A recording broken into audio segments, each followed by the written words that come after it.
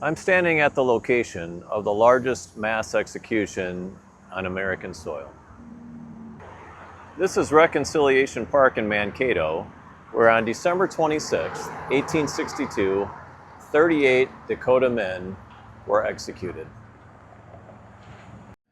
After the battles in the Dakota War back in 1862, military tribunals came together in a way that most historians would describe as very, very hasty with a very low standard.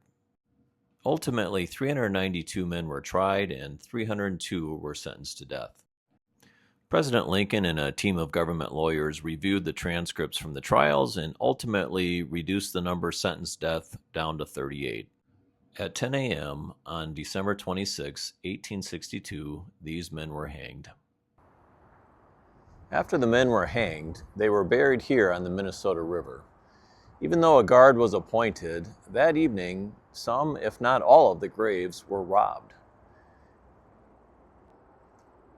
The bodies were exhumed and used for medical dissection.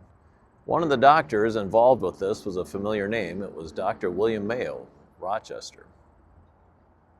One individual, known as Cut Nose, although his indigenous name was He Who Stands in Clouds, his remains were identified and repatriated to the Lower Sioux community in 1998.